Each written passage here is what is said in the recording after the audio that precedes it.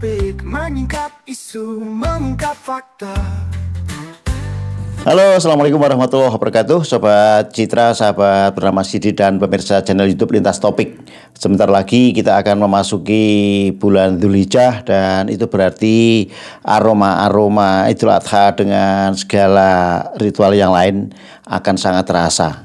Salah satu yang akan kita lakukan adalah penyembelihan hewan kurban. Gegap gempita rasa kita untuk menunaikan ibadah kurban sudah mulai terasa kan di beberapa daerah. Bagi beberapa kampung, ibadah kurban ini menjadi hal yang biasa karena memang over jumlah hewan kurban yang disembelih. Tapi di kampung lain bisa jadi hanya 1, 2 atau bahkan tidak ada sama sekali. Ini yang menjadi sebuah kekhawatiran dan keprihatinan. Bersama kita sudah hadir narasumber dari sebuah lembaga yang sudah sejak tahun 2002 menekuni tebar hewan kurban.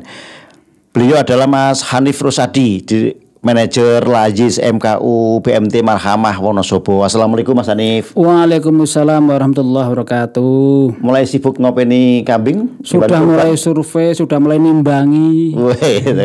Awal-awal sudah mulai bicara masalah teknis kambing dan sapi kan. Nanti kita akan bicara lebih lanjut.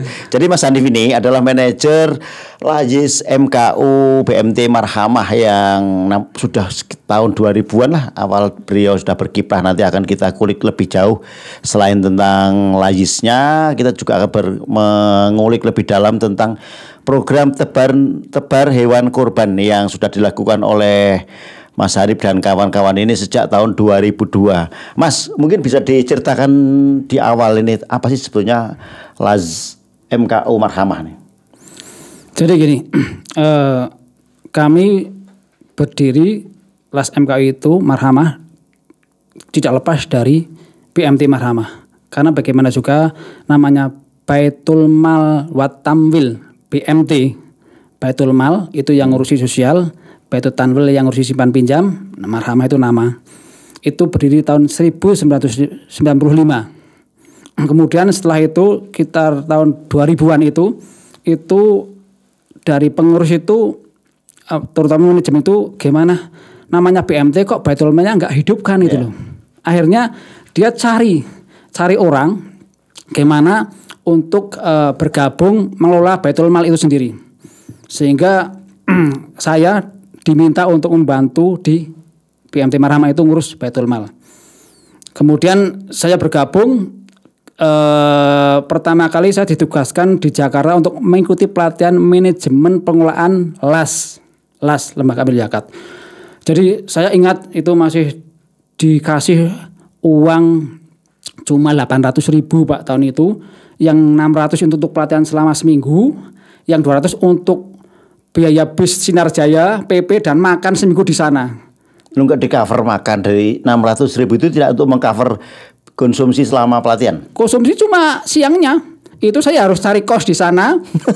Wah, luar biasa ini perjuangan. Tapi saya ingat betul, saya ditolong oleh aktivis remaja masjid Raya Aceh itu, salah seorang teman itu siap makan digratisi dia karena kayaknya nggak punya uang itu. Luar biasa, saya ingat betul itu.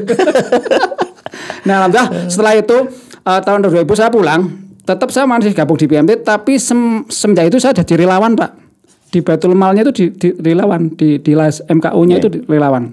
Kemudian berjalan terus tahun 2001 itu tetap ada pendaftaran jadi karyawan. Akhirnya tetap saya harus daftar dan alhamdulillah ada 60 orang yang daftar, saya ranking 3. 9 orang yang diambil. Nah, 2001 saya masih di BMT ngurusi simpan pinjamnya, masih ikut bantu. Nah, semenjak 2002 saya ngurusi LAS-nya, LAS BMT Marhamahnya itu. Sebesar sekarang belum saat itu untuk LAS Marhamahnya? Belum. Perolahannya baru berapa sih? Kalau saya ngawali 2002 baru 25 juta itu Pak, kita mulai. Dari mana fundraisingnya Mas? Fundraising yang jelas ya dari karyawan wajib zakat di BMT. Kemudian dari anggota pendiri. Oh, anggota pendiri. BMT itu kan ada sekitar ya 100-an orang dulu. Kemudian setelah itu dari anggota pembiayaan, anggota penabung. Nah, kita kan itu anggota kita ya kita dakwai. Jadi visi misi BMT hanya bisnis. tetapi juga ada sosialnya loh. Ini Baitul Malnya, ayo kita bareng-bareng untuk apa istilahnya membantu di sekeliling kita, sekitar Wonosobo dan sekitarnya untuk gimana istilahnya konsep-konsep pemberdayaan ekonomi untuk duafa, kemudian santunan-santunan memang mereka yang pantas dikasih ya kita kasih gitu. Saat itu kan masih baru ya konsep-konsep seperti itu. Ada hambatan nggak ketika menjalankan laznya? Nah, di sini BMT belum ada yang jadi semacam rujukan. Role modelnya belum ada ya. Belum, terutama yang Baitul Malnya. Iya. Kalau yang tampilnya kita belajar dengan yang seniornya dengan tamjiz. Oh, gitu. Itu. Jadi, tapi belum ada sehingga kami itu pelatihan di Domba Duafa Jakarta, jadi SF Surabaya, Lazismu mana Jakarta. Jadi istilahnya belum ada yang bagus sehingga saya harus ke situ. Saya memendek ilmu di las-las yang umum, sifatnya las nasional. Nah, saya itu ternyata saya juga termasuk perintis di Jawa Tengah sehingga saya pada waktu tahun 2011 sampai 2012 dijadikan ketua forum las BMT Jawa Tengah itu. Karena dianggap perintis gitu. Dan memang sehingga saya dengan teman-teman tim ke Kabupaten Kedu, Kasinan Banyumas, Solo Raya, Pekalongan, sama Pati, gimana membagikan ayo BMT Baitulnya dihidupkan supaya visi misi BMT ini betul-betul dakwahnya ada. Bisnis toh itu berarti bukan dakwah. Dakwah ya harus ada bisnis dan sosial. Gitu. Saat itu berapa yang bantu jenengan sebagai tenaga?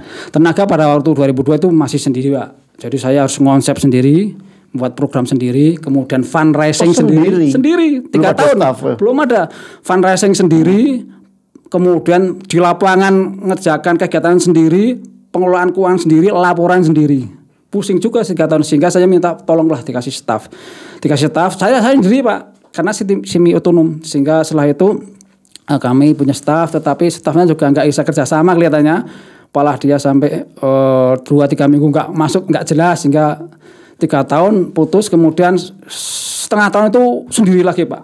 Oh, gitu. Sendiri lagi. Akhirnya saya cari staff, alhamdulillah bisa di asisi oleh manajemen, alhamdulillah bisa.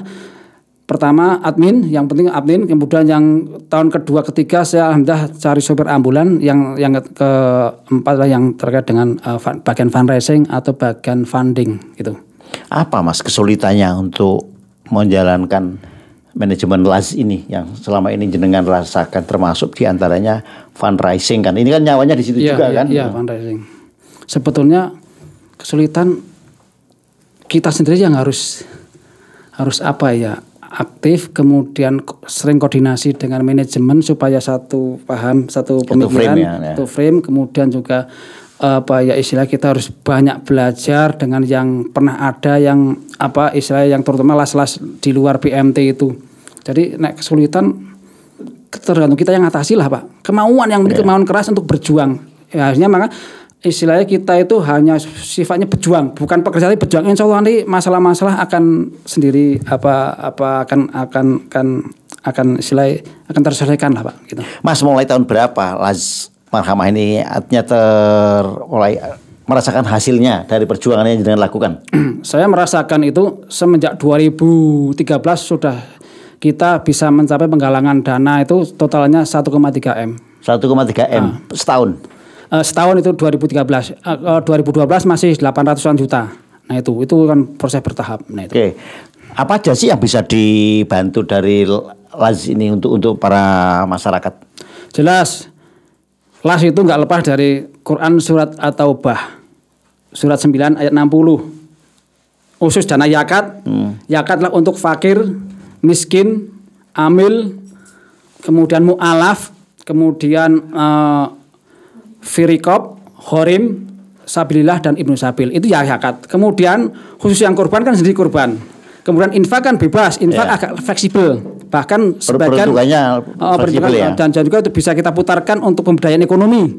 Kemudian yang wakaf, nah wakaf nggak boleh pokoknya itu habis, tapi justru manfaatnya bagiannya itu yang kita perdayakan untuk bantuan konsumtif atau produktif atau mungkin yang sosial yang lain gitu. Kalau selama ini apa yang dilakukan? Saya tahu kan ada ambulan, terus membantu pengusaha-pengusaha, mungkin orang-orang yang mungkin mengalami kesulitan dan memang keterbatasan modal dan lain-lain. Apa sih sebetulnya yang bisa diakses dari masyarakat ke Las Marhamah ini, Mas? Jelas. Ambulan pengalaman pribadi Pak. Ada teman saya yang dia itu sakit parah, akhirnya dibawa ke Margono. Dia masuk BPJS. Teman saya, kemudian dia meninggal. Katanya sih semua gratis. Kenyataan tetap ada tarikan ambulan Pak. Saya akhirnya muting, gimana kami harus punya ambulan. Nah itu, ya dari itulah kami alhamdulillah bisa. Dulu tahun sekitar 14 tahun yang lalu kami bisa beli ambulan.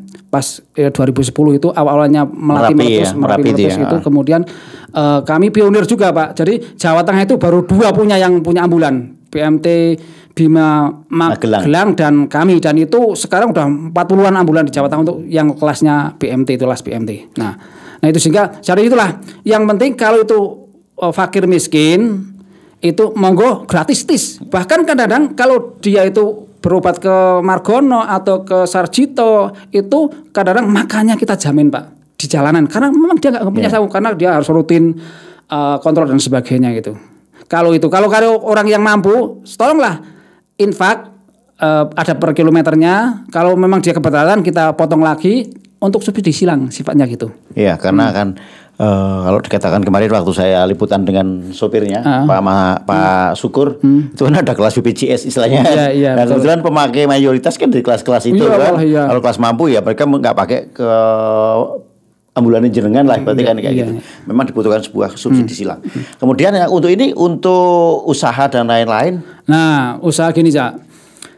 Namanya zakat itu jelas adalah untuk fakir miskin. Yang fakir jelas adalah untuk orang yang mereka itu orang sepuh, orang jompo, dia nggak produktif secara umur. Kemudian kalau yang miskin jelas dia orang produktif tetapi kurang. Nah, ada beberapa orang yang memang kita harus subsidi. Tapi juga gimana zakat, infak, sedekah itu jangan habis hanya charity saja. Misalkan untuk bagi-bagi sembako, untuk bantuan langsung, uang tunai, untuk beasiswa anak untuk AFA, untuk bencana. Tapi ada sebagian juga gimana untuk pemberdayaan ekonomi. Karena ada bagi mereka, terutama yang miskin ini, dia punya kemampuan. Pernah dia belajar misalkan jualan mie ayam dengan temannya sebulan atau mungkin 2 bulan dia pernah di Lamongan ikut itu.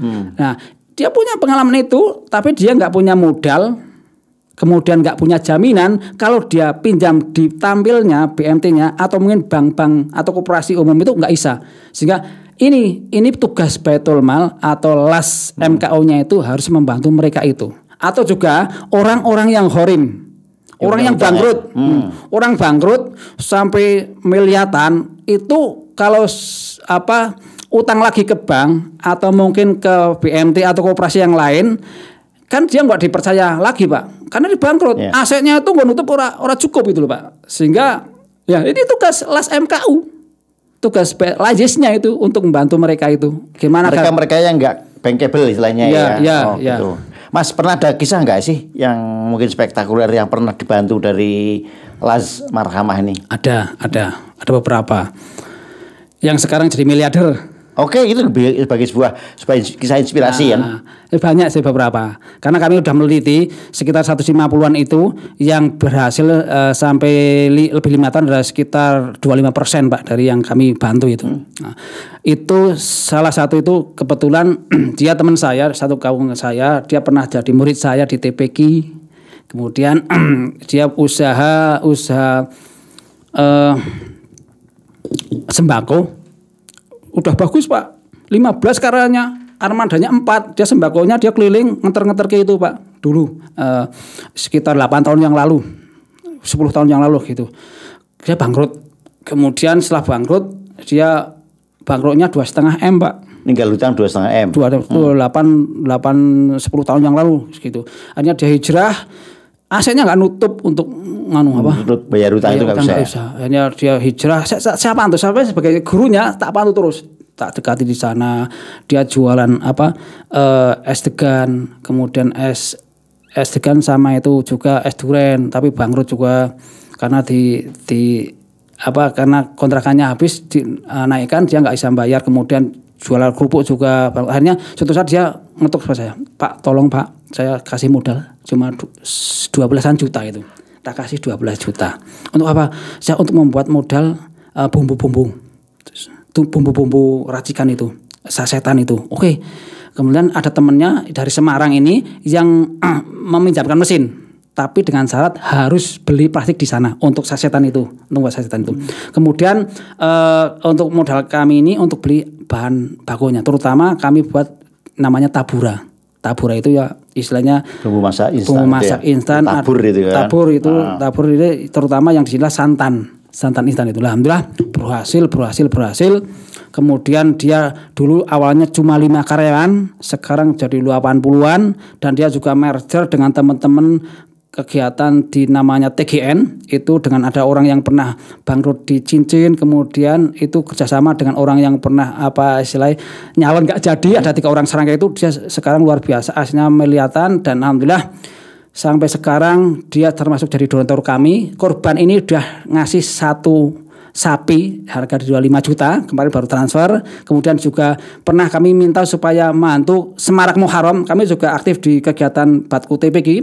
Semarak Muharram itu kalau 1 Muharram kita pawe sekitar 20.000 santri, wali santri dan ustadz. Nah, hadiahnya umroh. Salah satu hadiah umroh dari dia. 32 juta itu dari dia. 2 tahun ini berturut dia ngasih, dan insya Allah besok yang tahun ketiga juga dia ngasih. Jadi insya Allah itulah. Jadi kita mengangkat dari seorang mustahik. Dari muzaki. Dari muzaki. Nah, di situ kepuasannya di situ ya. Di situ saya. Oke Mas. Kalau selanjutnya tadi kan sempat ada usaha ekonomi produktif. Terus kalau yang kita tahu setiap Idul Fitri ya Ramadan ada tebar bukan tebar hewan, masih paket sembako dan lain. Besok ini kan Idul Adha. Iya. Marhamah itu sudah dikenal nih, tebar hewan kurban. Tahun berapa? 2002 mulai. Kami semenjak tahun 2002 dengan modal 45 domba dulu. Dari mana Mas? Itu kebetulan kami kan dipercaya dari Dompet Duafa Jakarta untuk menyalurkan domba-domba itu ke daerah-daerah pelosok, yang daerah-daerah itu adalah jarang ada kurban, nggak ada kurban, rawan akidah. Oke, kalau awalnya 45 domba. Dalam perjalanan waktunya, apakah Dompet Duafa ini terus memberikan kuota ke mahkamah atau ada pihak lain? Terus sampai 2003, 2004 ini, 2005 insya Allah dikasih. 2025 ini ada beberapa tahun kemarin juga ada yang pernah dari Darut Tauhid ngasih juga, kemudian dari Takaful yang dulu pernah asuransi Takaful itu. Kemudian juga dari contohnya yang akhir ini anak Bank Jateng Syariah, dulu juga dari Jakarta banyak lah. Yang penting kalau kita sudah menunjukkan hasil kerja, gitu ya. Orang akan lembaga akan tertarik dengan kita itu. Gitu aja. Itu mulai kapan jejaring dengan lembaga-lembaga itu Mas? Ya kita ngawali dengan Dompet Duafa itu 2002 dulu, baru nanti yang lainnya sambil jalan ada beberapa yang termasuk Solo Peduli itu pernah ngasih juga sekitar 10 ekor juga ke kita gitu. Dari tadi kan kayaknya dari lembaga-lembaga semua ya. Ada nggak nih Layisnya Marhamah ini menerima juga dari personal? Oh, ada personal jelas. Yang jelas karyawan yang daerah desanya itu sudah surplus kurbannya mohon di lembaga. Ya. Kemudian ada juga donatur. Donatur di sini dari anggota pendiri, kemudian anggota pembiayaan, anggota penabung. Itu juga kalau mereka surplus, tolonglah gabung, ayo kita buat gimana kita bantu saudara kita yang kurang daripada kurban untuk makan daging. Nah, kami 2004 pernah membuat peta kemiskinan, Pak. Kami kan sempat bingung juga gimana cara membagi supaya pas distribusinya. Gitu kan? Nah, 2004 kami membuat peta kemiskinan. Peta kemiskinan kami cari data di statistik BPS, kemudian juga malah justru yang komplit data di Dinas KB Pak, itu komplit itu. Ya, saya mengkelaskan antara usia produktif dengan pendapatan per kapita per desa itu kelaskan alhamdulillah bisa kita. Dari situlah kita untuk pemetaan. Kemudian juga kami BNT Marhamah juga punya cabang di Purworejo, di Temanggung, di Banjar, sehingga juga sebagian ada yang ke sana. Karena kita tanggung jawab kantor, sehingga termasuk dengan penyebarannya nanti juga kita minta bantuan dari teman-teman karyawan itu. mungkin mapping kan ya, mapping distribusi itu ya. Ya, sehingga sebelum seminggu sebelum pentasarufan itu domba itu kita rapat dulu. Petugas bukannya siapa, siapkan termasuk data-datanya, nanti fotonya untuk bukti ke donatur kita siapkan semua. Kalau yang melatar belakangi sampai munculnya program tebar hewan kurban apa sebetulnya? Sebetulnya visi misi kami kan tetap lembaga dakwah. PN itu lembaga dakwah, sehingga dakwah di sini kan harus sosial. Nah, di antaranya dakwah ya termasuk kurban itu. Karena di situ jelas banyak yang belum paham masalah kurban, konsep kurban di masyarakat. Kurban ngerti ini kalau sudah satu kali udah seumur hidup gitu kan. Dia nggak berani kurban karena belum kekahan katanya. Padahal kekahan dan kurban beda itu, nggak ada hubungannya. Nah, ini edukasi terkait dengan syariah kurban, Pak. Termasuk penyembelihan di lapangan, Pak. Kami merasakan dulu pernah di Banjarnegara kami ngasih 20 daerah terpencil, daerah utara Sadang, Kebumen. Itu nggak ada kurban. Satu desa itu kurban cuma berapa? Totalnya masjid ada 5, kurbannya masing-masing cuma 2. Kita ngasih 20 disebar.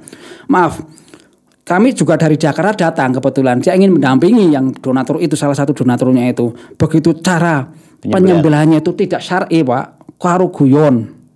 Nggak ada doa. Wah, akhirnya dia, Pak, ini bisa nyembelih? Bisa. Langsung, Pak, tolong jenengan nyembelih. Langsung tak ambil alih. Dengan bahasa yang agak Pak, maaf ini amanah dari yang ini salah satu dari Jakarta, saya supaya nyembelih itu dari situ. Ya, termasuk di lapangan kadang belum mati, Pak, baru sekarat bahayanya kejet sudah langsung dikeleti. Ya keleti itu kan secara syar'i belum mati itu. Sama-sama kan bangkit nanti kan. Nah, ini edukasi pelan-pelan untuk gimana masalah itu kita juga sosialisasi lah supaya masyarakat sadar akan korban juga harus sesuai dengan syariat gitu. Kalau penentuan wilayah yang mau didistribusikan hewan-hewan kurban itu, piye Mas penentuannya? Nah, saya dengan teman-teman rapatkan. Ini loh peta kami sekarang seperti ini. Nah, tolong mungkin kepala cabang Marhamah yang di Kaliwiro, tolong ini daerah miskin daerah sini, tolong jangan survei. Gimana ada satu desa ada mungkin 5 daerah dukuh mana yang memang hampir paling nggak ada korban, paling miskin gitu.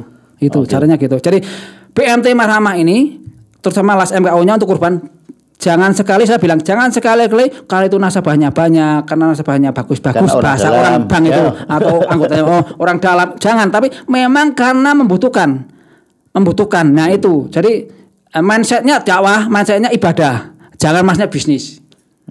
Gitu ya. Artinya ini bukan sebuah CSR, bukan itu pencitraan ya. Bukan. Betul-betul itu dakwah. Jangan bilang CSR. Jadi Baitul Mal itu justru mendrive gimana orang-orang yang ingin usaha jadi usaha, gimana orang-orang yang dia nggak punya istilahnya belum berdaya jadi berdaya. Maaf, kalau perusahaan kan CSR hanya bagi-bagi sembako, mungkin kemudian khitanan massal, potret, dokumentasi wis dah. Tapi kami ini justru ya ada sebagian seperti itu. Tapi ada juga yang harus memang betul-betul istiqomah, pendampingan terutama yang pendampingan usaha-usaha itu bedanya di situlah. Ya gitu. Berarti nggak sekedar pencitraan. Social enterprise, biasanya social enterprise. Jadi kita itu kan yang dikatakan di Baitul Mal kan las MKO itu kan nirlaba, Pak. Kalau yang ditampilkan laba. Nah, contoh negara, Pak. Negara itu kan nirlaba, Pak. Tapi gimana jangan bangkrut. Nah, jangan bangkrut ya. Kami juga gitu, manajemennya juga itu agak manajemen ke bisnis. Tapi yang arahnya ke jangan bisnis banget itu. Arahnya orientasi tetap ibadah gitu. Insya Allah kalau kita ibadah bisnis ikuti gitu. Bisnis belum tentu ya. Kalau kita akhirat tujuannya dari Allah, maka dunia akan mengikuti gitu. Mas, kalau tadi pertama kerjasamakan dengan dompet duafa 45, terus kemudian berkembang. Terbanyak berapa yang pernah disalurkan oleh ini Marhamah? Terbanyak tahun 2001 itu 317 domba, Pak. Itu ya 2001 kemarin. 2021, itu pas Covid, Pak. 2021. Ya. Berapa? 317 domba. 317. Banyak banget. Itu dari semua berapa lembaga? Itu dari dompet duafa 290-an, yang lainnya lokal. Oh, gitu. Lokal dari donatur dari lokal. Hampir 300-an ya. Kayak gitu. Padahal COVID. Karena apa? Dulu pada awal COVID kan orang boleh kerumun, Pak.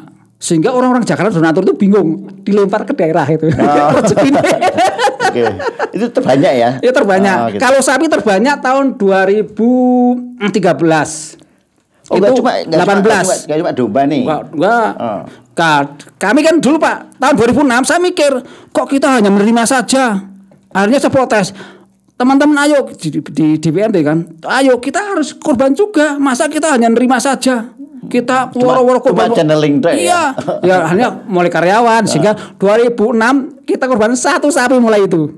Patungan dari karyawan ya. Dari karyawan. Nah itu. Gitu. Jadi sampai berkembang sampai pernah 18, pernah 10. Nah itu lah itu sapi. Nah, kalau yang dikasih sapi seneng sekali Pak. Pernah di satu daerah di Mojo Tengah itu, dalam satu desa itu, saking senengnya Pak, belum pernah ada sapi dipotong di situ. Nah, sorenya itu diambil, diarak di kampung. Besok kita menjual sapi, saking senengnya Pak. Itu Pak. Tapi juga ada pengalaman Pak juga Pak. Masalah nggak ngerti syariat Pak. Ya, itu gimana Mas? Wah, gini. Sesudah ada proposal salah satu kecamatan, nggak saya sebutkan. Kecamatan. Saya lihat, 150 kakak, korbannya paling hanya 3 atau 5. 150 kakak Pak. Cukup. Akhirnya ke kami, saya lihat ada nomor hubungannya ada, tak tolong. Pak ini benar dari ini. Oh iya betul.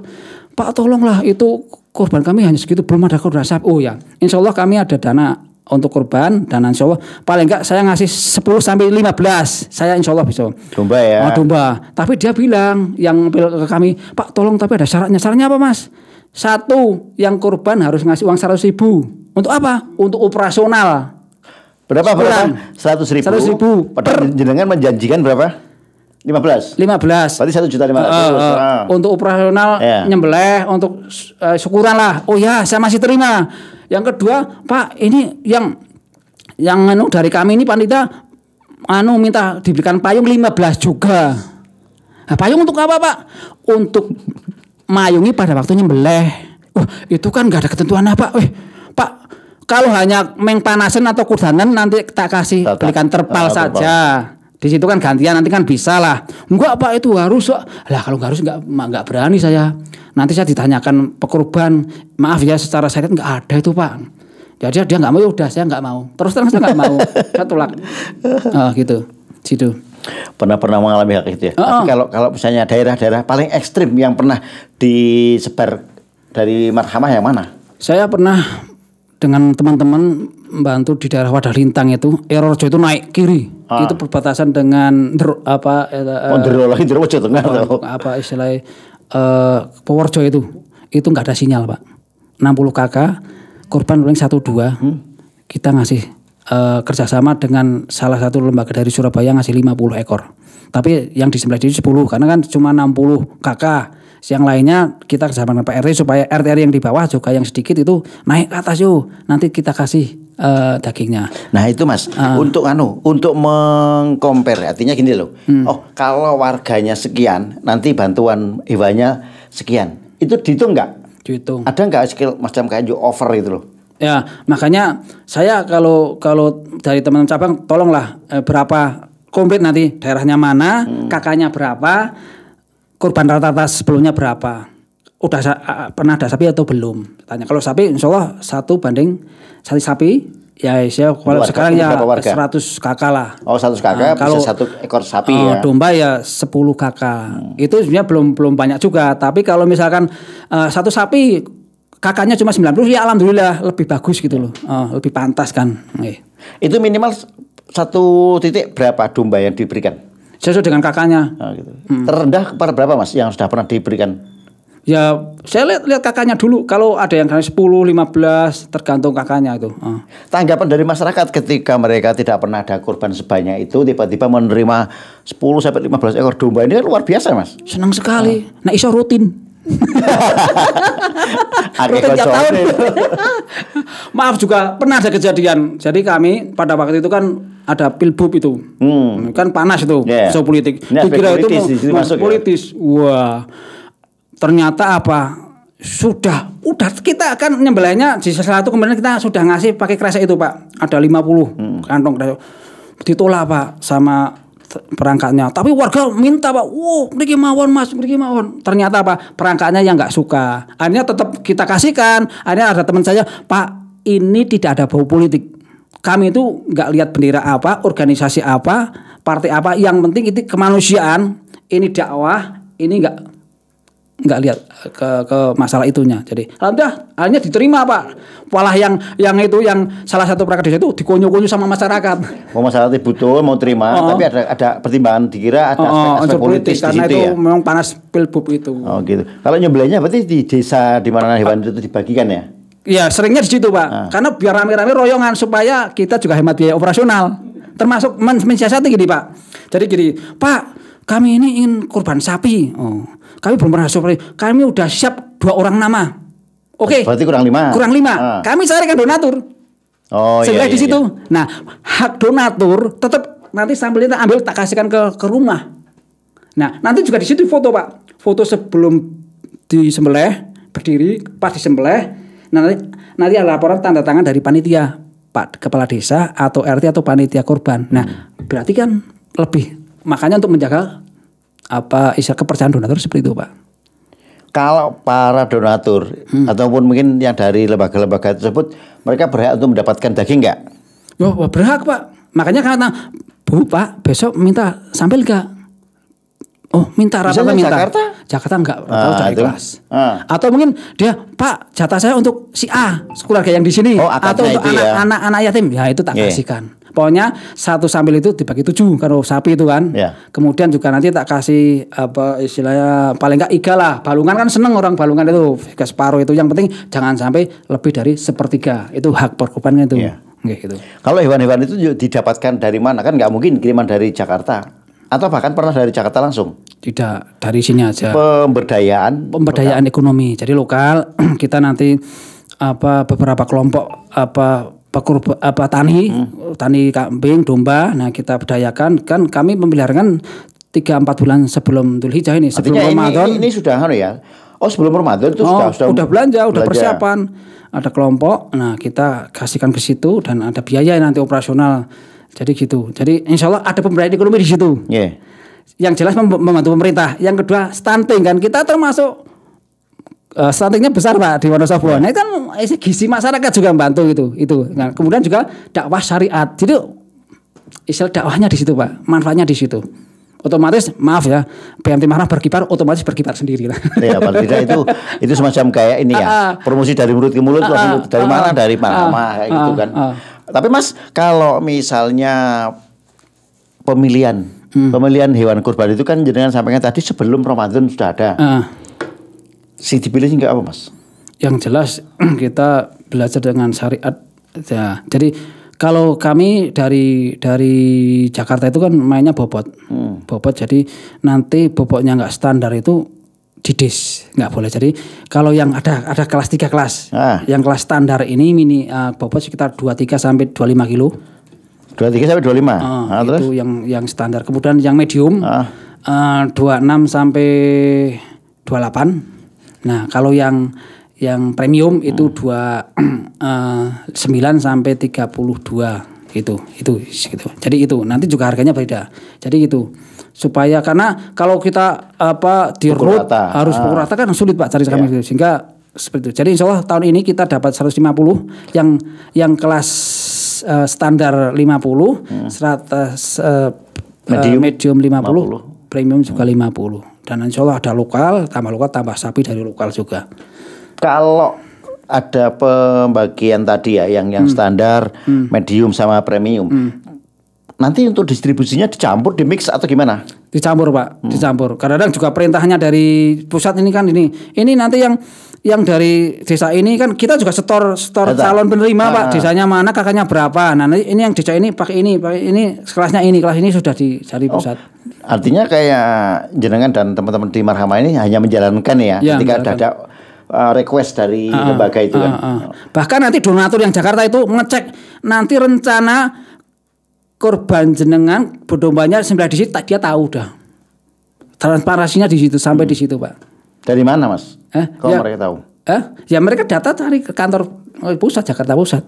Nanti arahnya di mana dan laporannya sesuai nanti kita laporan itu fotonya kita kasih. Taruh lagi nih biar lebih jelas. Didi masih ya? Didi masih. Masih. Taruh Didi memberikan 40 nih, 40 ekor. Kan di situ masing-masing 40 pekurban kan. Mereka nanti ada request untuk desa ini setelah menerima usulan dari jenengan bahwa desa-desa yang mau disebarkan ini nih. Nah, kalau yang lembaga yang lain, misalnya kayak tadi lembaga-lembaga apa aja Mas? Pernah dari Tauhid, Hakim, kemudian Takaful itu, kemudian juga Solo Peduli. Mereka juga menentukan titik-titiknya enggak? Terserah kami. Oh gitu. Terserah Tapi kami. kalau yang di itu lebih rigid ya. Lebih rigid. Ada kalau tiap tahun kan ada pertemuan, kita mengingatkan terus masalah istilah daerah-daerah yang memang prioritas, skala prioritas itu kita harus istilah dijaga di maintenance ya. Iya, betul. Bisa jadi dalam satu desa itu setiap tahun mendapatkan hewan kurban. Biasanya pindah-pindah, Pak. Tapi kalau dalam kasus-kasus tertentu pernah nggak? Ada 1, 2 kali, 3 kali kita mendapatkan. Karena Pak, kita ngelatih juga, Pak. Contohnya yang belajar sapi tadi. Akhirnya setelah 1 kali berhasil kan kita, Pak. Kemudian dia naik lagi tahun berikutnya dia donatur siap 4, Pak. Dari 24. Iya, berarti kurang 3 Nah, itu kan. tahun ketiga tak lepas, gantian yang lain. Ya. Edukasi, Pak, di sini. Termasuk kurban juga. Memang daerah ada yang saya lihat rumahnya bagus-bagus, orangnya keluar negeri cuma kurbannya 1, 2. Ada yang kampung ya banyak gede-gede itu. Tapi kurbannya sampai 30 domba. Ini memang urusan kurban, urusan keimanan, Pak. Jadi kita masalah kemampuan ya. Kemampuan tapi keimanan juga gitu. Oh gitu. Oke. Berarti kan dalam kasus-kasus misalnya untuk desa-desa yang rawan akidah itu seperti apa, Mas? Memang rawan akidah biasanya kebetulan yang saya jumpai pernah ini kebetulan ada di situ mayoritas Muslim tetapi ada non Muslim di sana juga akhirnya secara pendidikan dia rendah, ekonominya rendah, sehingga ekonomi rendah ya udah daya belinya rendah, sehingga kita skala prioritas seperti itu untuk menentukan daerah-daerah yang rawan akidah itu, sehingga bagaimana untuk menguatkan akidah mereka supaya jangan tergiur dengan bantuan sembako lah kan beberapa itu seperti itu. Gitu. Pernah nggak mengalami kejadian-kejadian misalnya desa A itu sudah mendapatkan jatah sapi, tapi sapinya belum datang, Mas? Pernah nggak? Oh pernah itu pernah dari dompet duafa karena mundur karena daftar namanya itu keluarnya itu pas hari tasrik, Pak. Sementara desa-desa itu masyarakat itu di Temanggung dulu kami udah Temanggung itu udah siap ke istilahnya persiapan untuk menyembelih itu, Pak. Akhirnya kan datang ke kantor. Iya. Datang ke kantor hanya gimana Pak? Udah alhamdulillah kebetulan kami punya tabungan. Kami ada beberapa kadang karyawan kami itu kan ada yang ngisi pelatihan di mana-mana. Dananya itu kita untuk sosial. Nah, kita belikan sapi 1.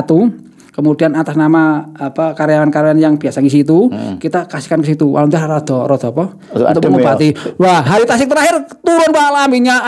Ya dia dapat hari pertama tasik pertama dapat sapi, hari terakhir dapat domba lagi 10 ekor. Ya udah rezekinya. Spot jantung ya. Karena dari diri itu arahnya ke situ, daerah situ gitu. Oh, gitu ya. Warnanya kan dulu yang dia mau marah-marah masyarakat tapi nggak terobati 2 kali dapat kurban. Dari malah jadi alhamdulillah ya. Mas, dari desa-desa yang sudah diberikan macam stimulan ya sebetulnya, ini bagaimana untuk memberikan stimulan terus mengedukasi kayak gitu.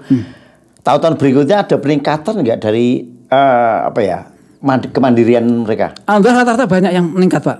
Kemandirian istilahnya tambah kurbannya, kemudian tambah sapinya, tambah kesadaran sapi kan harganya lebih besar itu, Pak, lebih tinggi sehingga gitu. Berarti gini juga ya. Untuk menjaga sebuah amanat dari para pekorban, pertanggungjawabannya begitu transparan ya. Transparan, ya. Apa yang dilakukan, Mas, selain mungkin dokumentasi dan dokumentasi jelas. Ya. Terus nama ya misalnya dari Dede sendiri menyampaikan nama-nama pekorban. Iya ada. Oh gitu. Berarti tetap disampaikan setransparan mungkin. Iya. Oke. Mas, kalau misalnya gini, tantangan terbesar untuk mengelola amanat kurban itu apa sih? Yang selama ini dialami? Sebetulnya itu daftar namanya kalau sampai hari tasik itu kami yang repot dengan para calon, karena kami udah hasil rapat nanti kita ke sana daerah desa A, desa B. Nah, sementara teman-teman kami udah sosialisasi di sana, insya Allah dapat kurban. Sehingga dari pengalaman itu pengalaman yang di Temanggung itu akhirnya udah bahasanya kita ikhtiar lah Pak. Insya Allah kami punya link di Jakarta, punya link donatur. Nah, kalau rezeki jenengan nanti juga bisa. Kalau enggak belum ya belum. Benar tahun ini bisa. Jadi bahasanya akan dilunakkan. Sudah menurun, nggak yakin banget. Sana yang tiba digeruduk di kantor gitu kan. Kan pernah yang sampai 40 cuma 10 juga pernah juga dia protes juga. Sapi 40. Domba yang dari Jakarta 40 janjinya tapi cuma 10 itu pernah juga. Kenapa itu sampai turunnya drastis banget? Karena donaturnya dari targetnya nggak tercapai yang dari Jakarta. Oh gitu ya. Iya gitu. Atau mungkin juga ada daerah-daerah mitra yang baru Pak. Kami kan mitra lama. Ada dia coba mitra baru memang lebih membutuhkan. Si Marhamah udah biasa gitu kan. Dan dia agak mandiri gitu. Tapi kan kalau kayak gitu nggak pernah ada kuota baku. Jangan sampai kayak tadi itu kan dari yang tadinya 40 terus turunnya cuma 10. Per tahun nggak ada kuota baku. Ada. Bahkan ada banyak banyak surplusnya tambahan ada. Kuota tambahan ada Pak. Oh gitu. Ada. Lah kalau ada kuota tambahan sementara mapping itu sudah dijalankan, distribusi sudah ditentukan titiknya. Tambahan kuota itu terus gimana? Cari daerah baru. Kita harus punya cadangan daerah baru. Atau mungkin pada waktu pentasesuan itu kita ditambahi lagi yang 10 karena itu 150 kakak kita ngasih 10 saja, ngasih lagi 5 itu. Oh iya. Gitu. Mas kalau misalnya mereka mendapatkan seperti itu perasaannya piye ya? Tadi jenengan ngomong ada yang desa tidak pernah ada korban. Senang sekali Pak. Ya, terima kasih sekali. Akhirnya mendoakan baik terus. Saya senang di situ didoakan baik kami lembaganya maupun atau donatur itu. Paling enggak kita kecipratan amal solehnya itulah. Gitu. Tahun ini terbanyak mana Mas yang untuk mapping penyebarannya? Kita buat rata. Insya Allah ada sekitar 5 kecamatan kalau untuk yang DD, tapi yang sapi kita belum merapatkan ya. Nah, insya Allah gitu. Nanti kan kecamatan kan desanya mana saja, dukuhnya mana saja kan kita harus perinci lagi kita harus kerjasama dengan teman-teman yang di lapangan itu. Kalau tadi jenengan mengatakan ada mapping pemetaan daerah miskin. Wonosobo termiskin itu di mana selama ini dari pantauan Marhamah? Itu terutama daerah lereng-lereng gunung, terutama yang daerah lereng gunung yang airnya kurang lancar sehingga agak tandus karena pertanian sekarang juga ya nggak mengembirakan kan harganya sampai anjlok sehingga kadang pertanian dibuangi itu Pak. Itu kemudian juga daerah-daerah lereng-lereng perbukitan yang memang daerah airnya kurang Pak, saya lihat di situ secara air kurang. Berarti daerah-daerah itu terlihat kurang makmur ya? Kurang makmur. Secara pendapatan per kapita kita antara jumlah penduduk yang produktif itu nggak tinggi gitu. Mas pernah nggak menerima juga korban-korban dari komunitas? Tadi kan lembaga ya. Selama ini kan kita sering ya anak-anak sekolah terus jadi udah korbannya kayak karena iuran berlatih korban itu. Pernah nggak Marhamah menerima itu? Sampai sekarang tawaran banyak Pak. Ada beberapa SD kemarin kita latih. Jadi Pak ini udah 15 juta. Oh gimana? Tolonglah. Ini 15 juta kan kalau di 3 jutaan kan 5 orang kurang juga oke. Beberapa kali kami membantu seperti. Tapi lama-lama itu terus. Nah, ini karena kadang antara desa dengan SD itu enggak kerjasama. Akhirnya ya dari desa dapat, dari SD dapat, ada yang enggak dapat. Kan kasihan. Tapi juga ada desa yang enggak ada korban, Pak. Kita lewat SD malah justru masyarakat istilahnya itu senang kepada SD dengan kami sehingga akhirnya kita nyontoni dari SD dulu. Ada juga yang seperti itu kebalikan aja. Jadi biasa Pak ada. Jadi dia nabung di kami. Tolong Pak kalau udah nanti nambah ya 2 atau 3 nama untuk korban sapi. Oh siap gitu.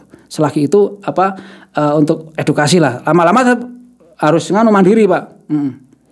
Kalau selain hewannya, panitia dapat operasional nggak sih dari Marhamah? Panitia kami sosialisasi sebelum kurban itu tetap panitia dari orang yang menerima daerah desa itu. Maaf ini tidak ada dana operasional ya. Ini sifatnya royongan. Jadi dari atas ini nggak ada operasional gitu nggak ada. Tapi mereka kan senang ketika harus dibantu sampai 10-15 ekor kan. Iya. Daripada dia korban sendiri juga. Selama ini belum pernah ada makan paling cuma 1-2 ya. Iya. Saya pernah juga sih Mas di daerah mana Kali Kajar. Satu desa cuma 1-2 gitu kan. Ketika dibantu ya Insya Allah mungkin tahun-tahun berikutnya mereka lebih terpacu untuk bisa kurban mandiri seperti itu kan. Nah, harapan ke depan apa Mas dengan tebar hewan kurban yang terus dilakukan oleh Marhamah ini? Harapan kami ya masyarakat sadar dengan syariat kurban. Kemudian gimana termasuk stunting itu kita bisa ngatasi, walaupun kami ya hanya berkipas setahun sekali.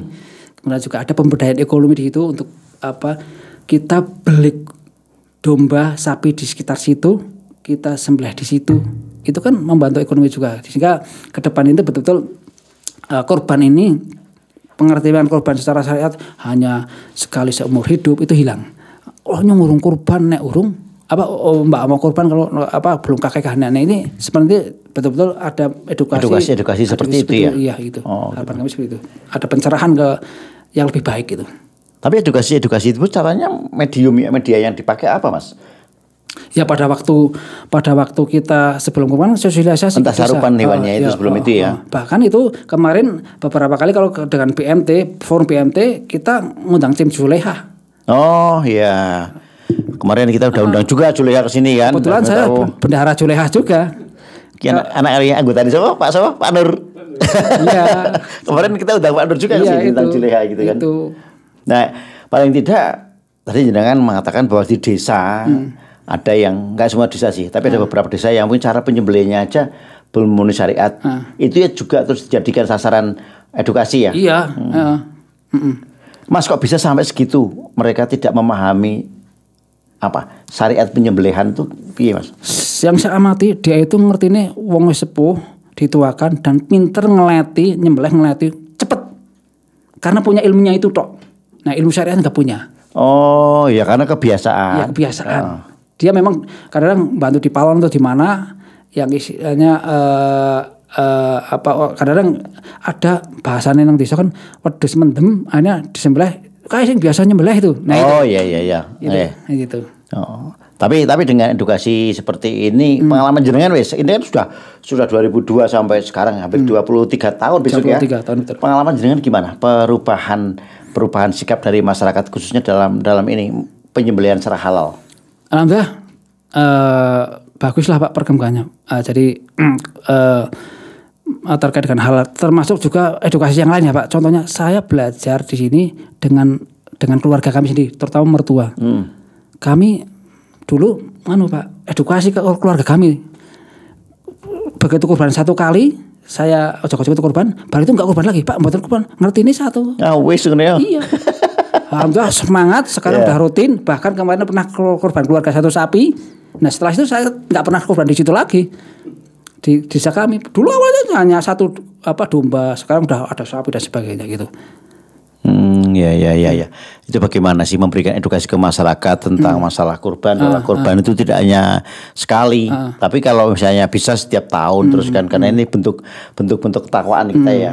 Dan juga ke fundraisingnya kita gimana bahasanya agak menyentuh gitu. Jadi pernah punya teman juga jadi lurah, salah satu lurah di Wadah Lintang itu, Pak tolong tempat saya itu ada desa dukuh dekat waduk belum pernah ada kurban sapi. Paling kambing 1 atau 2, tolong. Saya bilang, oke siap. Tapi Pak Lurah jenengan harus jadi donatur. Satu nama jenengan, saya jadi donatur. Oke, BMT cuma 2-3 orang tok. Akhirnya saya ngeling ke teman kelas Pak. Kan punya grup itu. Wow, dengan bahasa yang menarik, tolong ini teman kita jadi lurah. Ini ada warga yang belum pernah merasakan sapi disembelih di kampung itu. Dirayu, teman-teman dari Jakarta ada yang meratur loh, langsung ngasih uang jadi satu sapi. Bahkan lebih Pak. Akhirnya saya mundur ke buat domba, tapi tak sembelih di situ juga gitu loh. Sebagai pertanggung jawab saya untuk istilahnya mendidik teman-teman itu gitu. Dan ternyata ketika mereka menerima itu bisa menjadi trigger ya Mas. Ya. Tahun-tahun ini lumayan juga. Kalau tersepi tahun berapa? Kemarin sempat dicerai oleh doa Pak. 2003 itu sempat dicerai. Karena apa? 2002 itu kan itu orang-orang doa itu orang-orang baru semua, orang-orang muda semua. Manajemennya terlalu idealis Pak, kaku banget. Kami yang sudah merasa harus fleksibel di lapangan, oke peraturan kaku, tapi di lapangan harus lihat di lapangan. Kondisi lapangan kan beda ya. Kami agak udah nggak apa-apa dicerai. akhirnya entah Allah berikan ganti yang lain dari donatur dari Surabaya ngasih itu yang kami sembelih di Wadah Lintang yang daerah nggak ada sinyal itu. Nah 2004 kemarin di rujuk lagi. Kan apa? Mungkin mitra lama lah, eman-eman gitu. Iya, cari mitra baru kan sulit, Pak. Yeah. Ada beberapa BMT yang hanya satu kali jadi mitra. Karena nggak amanah. Tiket. Kalau tahun ini berapa, Mas? Totalnya? Sementara yang dari domba-domba 150, dari lokal baru kemarin muncul 3 nama domba dan sapi, insya Allah yang positif itu 5. Gitu. Baru 5 itu. Tapi terus kami funding terus untuk dana itu. Terakhir berapa hari keberapa untuk menerima itu? Ya kita tetap tasrik, Pak. Tasrik hari ketiga itu kita harus masih bisa menerima? Masih nyembelih. Ya karena sampai 312 2021 kami itu harus sampai tasrik karena harus nyembelih, Pak. Sehingga udah full. Kadang-kadang drop-dropan dari Jakarta, ini ada lagi tambahan kuota. Wah, malam saya itu harus dari domba, Pak. Malam repot juga ya. Repot juga. Ya seneng. Iya, seneng nompo. Oh, seneng tapi nompo. Kan beban nyari kambingnya juga belum ada ya. Iya, alhamdulillah. Pernah nggak kesulitan kayak gitu nyari dombanya? Ya lama-lama coba ada solusinya lah. Kita kan ngeling-ngeling bakul-bakul domba kan ada lah. Gitu. Terakhir menerima itu biasanya hari keberapa dari donatur luar? Nah, terasik ke 1 itu masih ada nama. Gitu. Hari kedua kadang enggak. Nah, kadang sampai tidak hanya 3 hari tasik, Pak, 4 hari karena kadang lebarannya kan ada beda juga. Oh, itu fleksibel banget lebaran Melodi gitu. 4 kali tambah 1 hari hanya itu 5 hari akhirnya. Pernah yang donatur dari Australia. Kebetulan donatur Australia kan lebarannya itu yang awal. Nah, saya santai-santai hari tarsik ketiga yang awal itu saya santai-santai jam 4 sore, Pak. Habis sholat asar dari udah selesai lah gitu ya. Santai. Besok masih nyembelih yang lebaran yang kedua itu. Tapi saya dibalik, Pak, tolong ini yang dari Australia ini ternyata korbannya yang hari pertama. Sore ini juga harus nyembelih. Saya langsung, Pak. Kalau besok lagi kan sedekah kan bukan korban, Pak sih. Langsung ke kandang jam 5 nyembelih ada 4, Pak. Tapi tidak menentukan titiknya. Tidak, akhirnya saya dikasihkan pondok pesantren kan boleh bawa pondok pesantren. Kemudian daerah sekitar kandang itu ada orang-orang mu'alaf juga, orang-orang yang maaf ya, ada beberapa orang non muslim yang di situ dari satu desa. Kadang anak-anak lihat, Pak, mereka non muslim anak lihat, Mbok, kayak pada nyembelih kurban kok kita nggak dikasih daging. Nah, dakwahnya gitu. Ya, oke. Ngasih ke mereka itu keluarga mereka seperti itu, Pak. Ini sebagai perwujudan Islam rahmatan lil alamin di situ kan. Kita enggak, bahkan di daerah saya bilang tolong yang non muslim juga dikasih. Dakwahnya kita di situ. Berarti kan daging kurban itu sendiri enggak harus dari muslim ya menerima. Non muslim sebetulnya boleh. Boleh. Selagi yang muslim lebih. Ya, itu diutamakan muslim dulu kan. Tapi kan rata-rata di kampung juga gitu. Khususnya kampung-kampung yang memiliki kuota daging hewan kurban berlebih. Jadi kan mesti hampir merata. Iya. Seperti itu ya. Kemudian Mas, total 2002 sampai 2025 itu berapa ribu hewan? Hampir 3.000. Hampir 3.000 ya? Ya, 3.000 kurang 2. Gila ya. Itu sapi berapa? Dombanya kalau sapinya 150-an. 3.000 kurang 2 itu dombanya. Sapinya sudah beda lagi. 150-an. Oke lah, taruhlah 3.000-an untuk untuk domba. Sapinya 150. Itu kalau dinominalkan lumayan besar, Mas. Miliatan, Pak. Iya. Kalau kami rata-rata tahun kemarin aja 300-an juta lebih, Pak. 400-an kalau lihat ada tatarannya itu sampai 700 juta, 300, 400 miliatan, Pak. Luar biasa ya. Artinya gini loh, kita melihat amanah yang diterima oleh Lajis Marhamah ini betul-betul dijalankan sehingga fundraising dari tahun ke tahun juga nggak bingung karena beberapa tadi disampaikan oleh Mas Hanif ada nih satu lembaga yang langsung langsung dihentikan kerjasamanya dan 23 tahun kalau kita melihat ya dari 2002 dengan 3.000-an ekor domba serta 150 sapi itu bukan sebuah hal yang bisa dianggap sepele. Ini menjadi buah dari sebuah perjuangan yang dilakukan oleh teman-teman Layis Marhamah gitu kan. Mas Hanif, terima kasih ya. Ini kita jadi tercerahkan betul bahwa teman-teman di Marhamah ternyata begitu effortnya luar biasa untuk menjalankan dakwah. Semoga ke depan bahwa apa yang menjadi program tebar hewan kurban, apa yang di bulan Ramadan itu sembako ya, bagi-bagi sembako ya, kita nggak sempat bahas karena durasinya agak terbatas dan kita memang hari ini fokus pada hewan kurban. Semoga ke depan Marhamah ini semakin maju, semakin bisa dirasakan manfaatnya oleh masyarakat dan umat gitu Mas. Amin amin. Ada statement yang ingin disampaikan di akhir? Kalau ingin kurban, kalau bingung kalau daerahnya sudah surplus monggo kirim saja ke Marhamah. Insya Allah kami siap menunaikan amanah dari para perkurban. Itu aja. Nah, gitu mungkin teman-teman yang ingin berkurban bingung mau dimentasarupkan di mana karena kampungnya sudah over, daripada daerah lain juga belum menerima, silakan berhubungan dengan Mas Hanif di BMT maupun di Layis Marhamah yang lokasinya ada di Jalan Tumenggung Jogonegoro. Deket lah pokoknya di Bundaran Sapen ke selatan itu mesti ada, atau di kantor-kantor cabang ya. Ya, bisa. Kantor cabang silakan untuk bisa berhubungan dengan teman-teman di Marhamah. Demikian yang kita bahas pada siang hari ini. Terima kasih dan saya Ida Agus pamit. Assalamualaikum. Lintas topik, mengangkat isu, mengangkat fakta, selalu baru. Setiap cerita, setiap waktu, kami hadir bawa terang yang satu. Lintas topik, untukmu dan aku, meningkat dunia tanpa ragu.